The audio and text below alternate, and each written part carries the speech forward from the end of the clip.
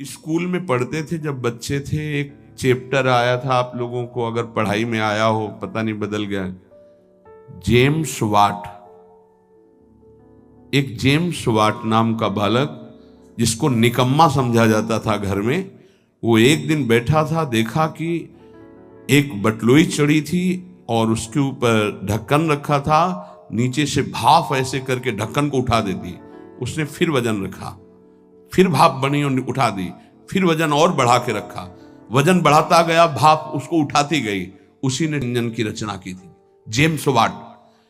आप इसका भाव समझ पा रहे हैं हम क्यों उदाहरण दे रहे हैं? जब आपके अंदर अग्नि पैदा हो रही है, जलन पैदा हो रही, तो आपके जीवन को भगवान की तरफ ले जाने वाले पावर को उठा जागृत कर रही। तुम विचलित होकर उसे विषय भोगों से पुनः शांत कर देते हो। उसे शांत नहीं करना, उसको और बढ़ाना है। आग को जितनी बढ़ जाएगी उतनी जोर से अध्यात्म की तरफ आप चलोगे। उल्टा मत चलो, उल्टा मत सोचो। ये आग समन का अवसर नहीं, आग बढ़ने का अवसर है। आग बढ़ने दो, वही तेजस्वी बनाकर तुम्हें अध्यात्म की ऊंचाई पर चढ़ा देगी। उस बात से अनुभव किया कि भाप में कितनी ताकत है। अगर ये भाप मिले तो बहुत बड़ा कार्य चल सकता। तो वही कोयला झोंककर भाप पैदा करके इंजन के द्वारा ट्रेन निकलवा दी, और उसको सब निकम्मा समझते थे। बस वो विचार, ये चिंतन का विषय। हमारे अंदर जो आग पैदा हो रही, कामाग्नि, क्रोधाग्नि, लोभाग्नि, उसे हम सह रहे हैं। उसको सह रहे हैं तो एक पावर बन रहा है। वो पावर आपको सीधे भगवान की तरफ बढ़ाएगा।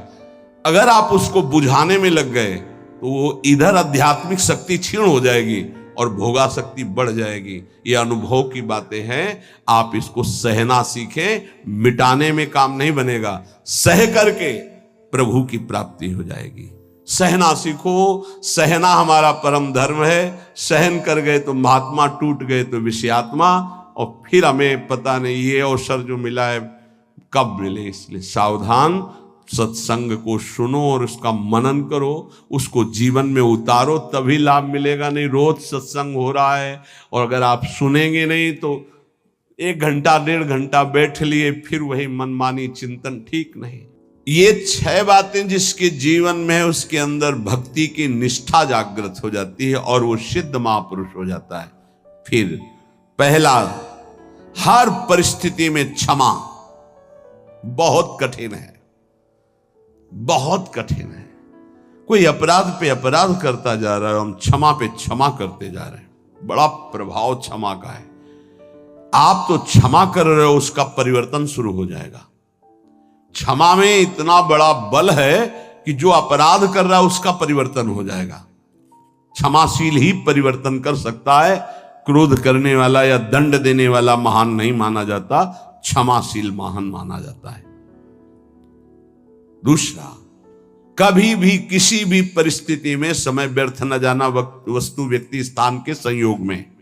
तीसरा, कोई भी भोग सामग्री समीप फिरी पर नहीं भोगना प्रभु के। मेरे प्राप्ति के लिए मेरा भक्त सब सुखों का त्याग करता है, भगवान ने कहा। जो पवित्र भोग हैं उनको भी आवश्यकता के अनुसार ही, विधि भोग हैं जिनका निषेध नहीं किया गया, धर्म पूर्वक भोग सकते हैं, उनको भी आवश्यकता के अनुसार जितना कम से कम सेवन कर सके। चौथा, सम्मान को विश्वत, नीच पुरुषों द्वारा किए हुए अपमान को अमृत मानकर निराभिमानी रहना।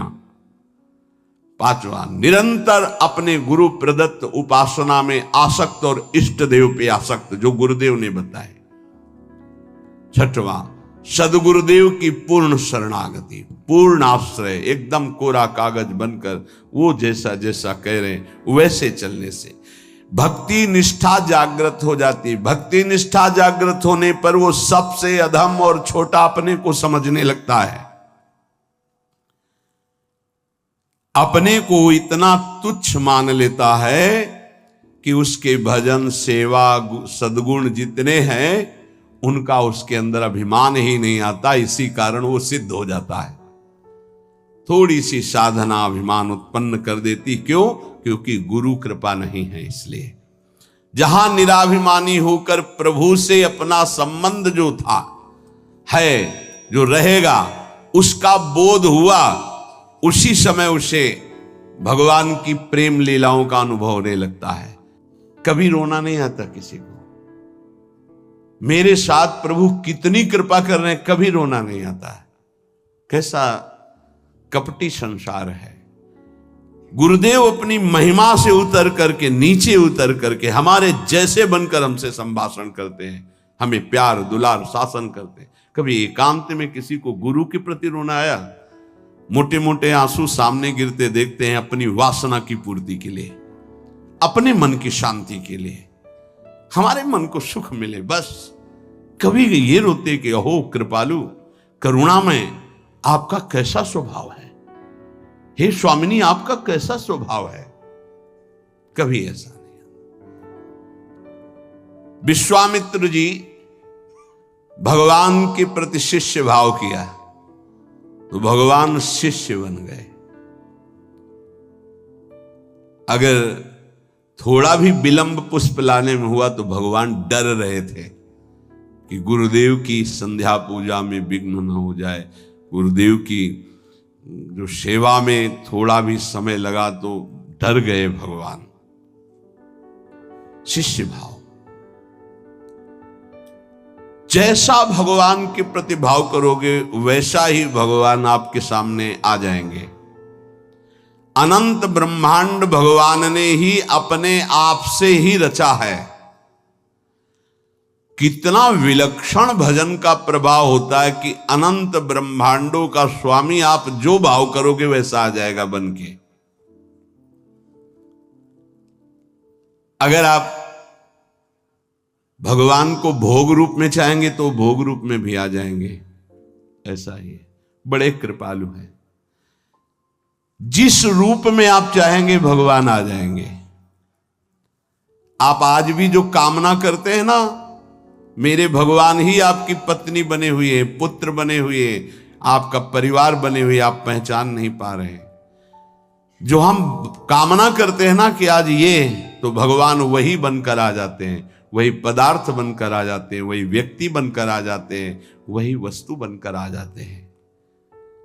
यद्यपि भगवान ही है, दूसरा कोई नहीं है। वही अपने आप को प्रकट किए हैं। उपनिषद में आता है एकाकी न रमते।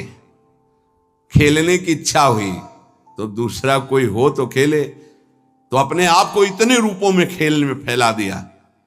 एकाकी न रमते, भगवान ने अपने एकोहम बहुश्यामा, मैं ही बहुत रूपों में हो जाऊं, और वो अपने आप से अपने आप में खेल रहे हैं। 3 खेल हो रहे हैं यहां प्रगट में। एक हो रहा है सृष्टि का सृजन बराबर चल रहा है, सृजन भी बराबर चल रहा है, पालन भी बराबर चल रहा है, संहार भी बराबर चल रहा है। सृजन होता जाता है, पालन होता जाता है, संहार होता जाता है, सृजन होता जाता है, पालन होता, संहार, ये बराबर लीला चल रही है। किसका सृजन? अपने आप से अपने आप का सृजन। किसका पालन? अपने आप से अपने आप का पालन। और किसका संहार? अपने आप से अपने आप के ऊपर संहार लीला। किसी और की नहीं है, वही है। आप भी वही हैं पर नहीं समझ पा रहे।